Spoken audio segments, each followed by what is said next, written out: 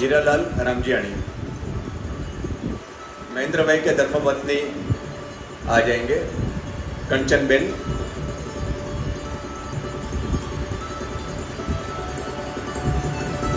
दिलीप भाई वेलाणी, योग अभ्यास के मूल तत्व पुस्तक लेखन का संकलन करता, स्ट्रेस मैनेजमेंट तथा योग दर्शन सूत्रનું પઠન પાઠન, કાઉન્સેલિંગ સેશન, સ્ટ્રેસ ડિપ્રેશન એટસેટેરા।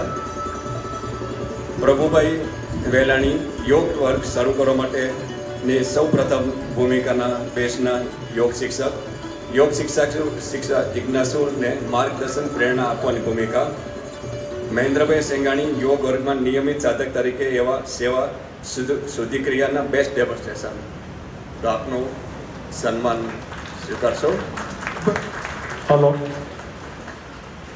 આ દિલીપભાઈએ આ બુક્સ લખી છે, અમે નવા સાધક આવે ને ત્યારે આ આપીએ છીએ। તો લગભગ 10-12 ગ્રંથનો એક સંકલન એમને કર્યું છે, બહુ સારી પુસ્તિકા છે। તો છેલ્લા 15 વર્ષથી બધા યોગ સાધકોને અમે આપીએ છીએ। તો એના સંકલન કરતા લેખક દિલીપભાઈ છે। હા, એક અડધી મિનિટ મેં લીધી છે માંગીને, કારણ કે આપણે ક્યાંય જઈએ તો પ્રસાદ લઈને જવો જોઈએ, અને યોગનો પ્રસાદ શું છે એની એક ઝલક। આમાંથી મોટાભાગના આપણને ક્રોધ આવતો હશે, હા કે ના? Yes or no? યસ। ક્રોધમાંથી છૂટવાની ઈચ્છા છે? યસ ઓર નો? છૂટવાની। તો તમને અડધી મિનિટની અંદર હું એમાંથી છુટકારો આપી શકું એમ છું, ટિપ્સ આપું છું। ગુસ્સો જે છે ને એ 2 વખતે જ આવે ખાલી। કારણો ઘણા બધા હોય, પણ 2 મુખ્ય કારણો અથવા 2 વિભાગ હોય। એક તો આપણે ઈચ્છીએ એવું થાય નહીં। શું? આપણે ઈચ્છીએ એવું થાય નહીં, અને જે થાય એવી આપણી ઈચ્છા ન હોય।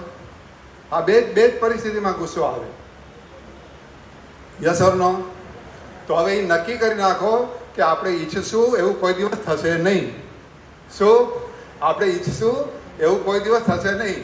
અને અહીંયા મોટાભાગના ગ્રસ્તી છે અને પતિ પત્નીના સંબંધમાં ખબર છે કે એકબીજાને સુધારવામાં જીવતર ગયું, પણ કોઈ સુધર્યું નથી। બરાબર છે? એટલે આપણે ઈચ્છે એવું થવાનું નથી, અને જે થાય છે એ આપણા અનુકૂળ નહીં હોય ત્યારે આપણે અનુકૂળ થઈ જવાનું। એ યોગ છે। ઇતિ ઓમ ઇતિ શમ।